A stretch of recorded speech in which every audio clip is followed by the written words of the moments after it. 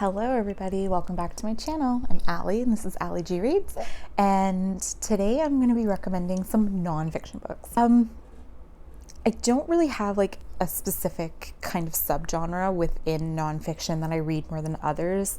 I read some like memoirs and biographies and true crime and historical books or political science. It just depends on the subject. Basically, like I'll walk through that section and whatever grabs my attention, I'll pick it up. So there's definitely going to be more of like a mixed bag of books here. Like I have a little bit of everything here. So I don't want, to just limit. I don't have enough to make like a specific video on like history books or science books or true crime. Like I read so many varied things that I would just rather throw in a bunch of shit into a video and just someone will find something that they like. So yeah, I have some memoirs, I have some science books, I have some just memoirs, science, all that fun stuff, true crime. There's a little bit of everything. So without further ado, let's get started. So the first two books I have here, they're both by the same author. One is a biography and the other, where the hell did they put this in? I think they put it in the psychology section. So the first book is Frank by Jon Ronson. If you don't know anything about this character, Frank, it's something that was like in the 80s in the UK. I think he had a show, and it was called Frank's Sidebottom Old Blimey Big Band. And it was this guy who wore this like fake head, like a big giant like fake paper mache head. And Jon Ronson, before he became like a famous writer, was actually the keyboardist to this band. So he ended up writing it's a very short little book about this kind of eccentric character, Frank, and what his like time was like in this bizarre land band. And they actually made a movie called Frank as well that Michael Fassbender played Frank. And Maggie Gyllenhaal was in it, and Domhnall Gleeson. It's a really good indie film, and I do recommend it. And I also recommend this book if you just kind of are into like weird band stories or like indie things. This is a good one. And then the other Jon Ronson book I'm going to recommend is The Psychopath Test. I think this is in the psychology section. The Psychopath Test, A Journey Through the Madness Industry. And what Jon Ronson does here is there's an actual like test that you can take to find out if you are a psychopath. And what is so interesting is he really touches on the subject of so many ordinary people being classified as psychopaths because like there's certain things on the test that like apply to a lot of people, for example, and like a lot of people that are in like the medical profession and the legal profession and science areas are technically CEOs, are technically on the psychopath, like they're high functioning psychopaths according to this test. So it was just a really interesting kind of rabbit hole into this industry and what actually makes someone a psychopath. So I really like this one. He has a couple other books that are really good that I might talk about another time, but these two were my favorite. And Jon Ronson writes, right? He makes things very entertaining and very funny. So it reads like fiction, which I like the most. This next book is by Sam Harris, Free Will. Sam Harris has a PhD in neuroscience.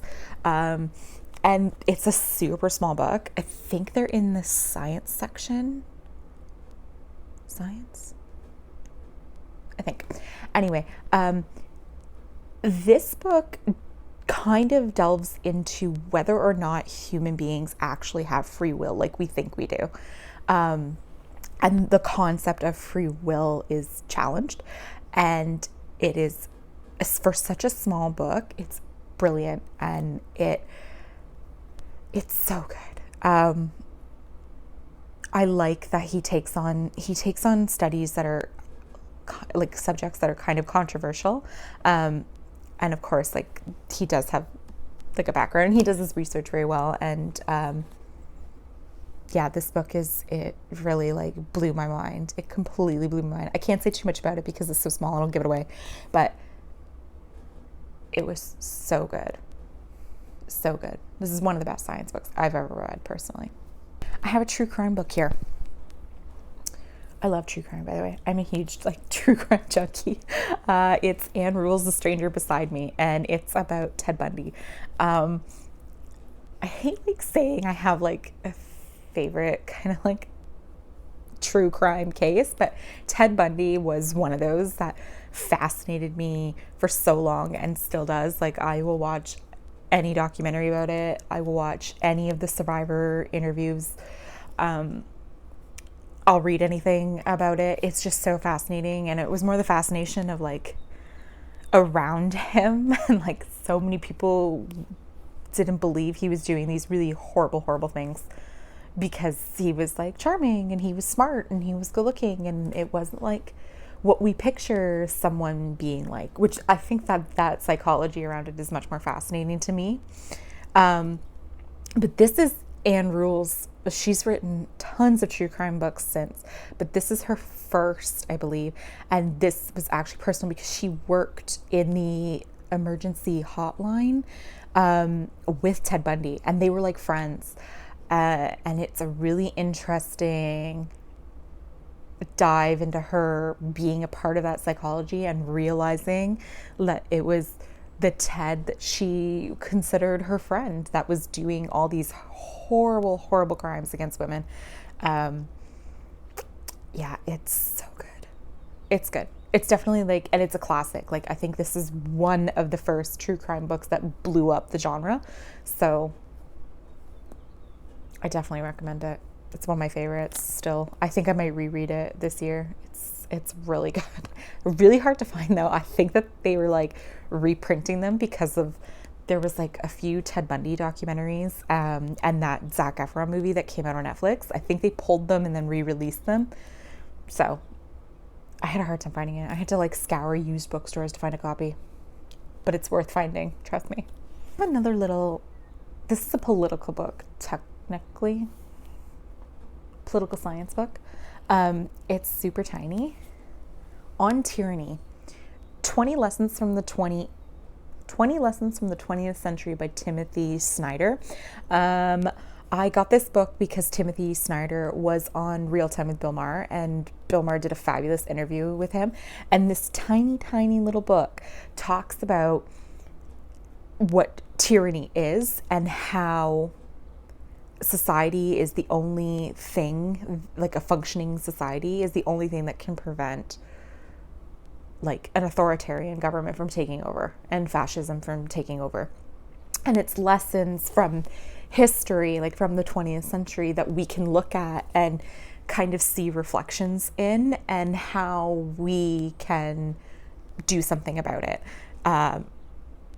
You know, it's one of those things like with how, you know, with that orange piece of shit took the office, and you could kind of see how governments around the world were kind of reeling, and it seemed like a lot of countries were getting their own kind of like Trump per se.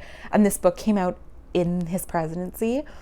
And then you see a lot of people saying, like, especially in times we're in now, where people are saying, oh, the government's falling into fascism, they're taking our rights away. Well, I think that you should educate yourself, because you need to see what's actually like, history repeats itself. So I think everybody should read this book and just give it a little, mine's so like, there's coffee stains on it. I think I've read it 3 or 4 times. They're really short little chapters. It doesn't take long to get through, and there are history lessons that feel so pertinent to today. So I love this book. It's amazing. It sits on my desk every day. I look at it just to make sure that I'm not going to be one of those people that votes, that falls for things and votes against my morals. So this one. This is also a science book, SPOOK by Mary Roach. Science Tackles the Afterlife. This book is incredible. I think Mary Roach is just a journalist, like an investigative journalist. I don't think she has a science background, but she writes science books and she goes and interviews and again, that's something I love about her books is that they're all kind of like scientific subjects that are kind of weird and different, and you don't normally can think about it. So basically what Mary Roach did was she followed a bunch of paranormal investigators and then went on followed scientists, legitimate people that had science and doctorates and stuff in scientific subjects, and was trying to come up with her own conclusions and trying to find some sort of proof. And this book is fascinating, and it will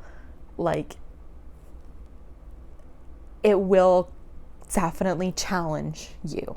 Whether you believe it or not, it will challenge you. And that's what I love so much about this book. I have a couple of her other books, and I think she's fabulous, and I'm going to talk about probably some at another time. But this one, I just remember reading it, and I was so fascinated. I was so intrigued. And again, this one feels like, even though it's a science book, it feels like you're reading fiction, which I love when any writer can do that. So this is one of my favorites, and I do recommend someone reading it because it just blows your mind. It's so good. It's so good. I love this one. This next book, I think should be recommended reading for everybody that ever lived on this planet. It's quite popular, but you can't not talk about it. Night by Elie Wiesel. I think he won the Nobel Prize. I think he won, winner of the Nobel Peace Prize. This is written about Elie's time in Auschwitz, and talking about his experience in that time. It's a short book, and it just, oh my God, it breaks your heart, and it feels like there are tons of memoirs and books written about the Holocaust, but there was something about Ellie's story in particular that it just blew me away, and it made me feel so much for this guy. And you just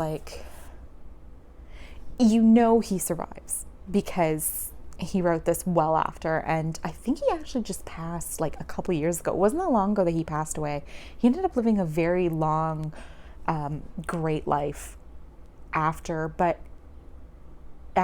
it was just, it's so harrowing. There are points in the book where you feel like he's not going to get out, and he's not going to survive, and it, but it's still it's just written so intensely. It's beautiful. It's such a good book, and I think everybody should, this should be required reading in schools.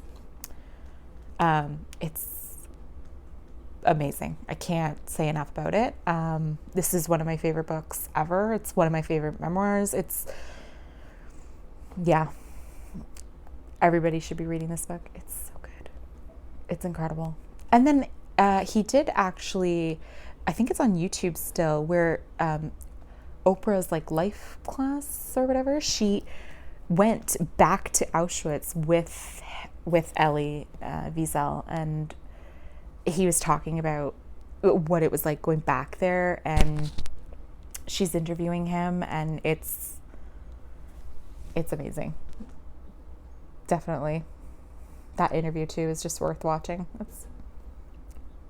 Read it. And I'm going to end on a memoir. No, it's not a memoir. It's a biography. Sorry.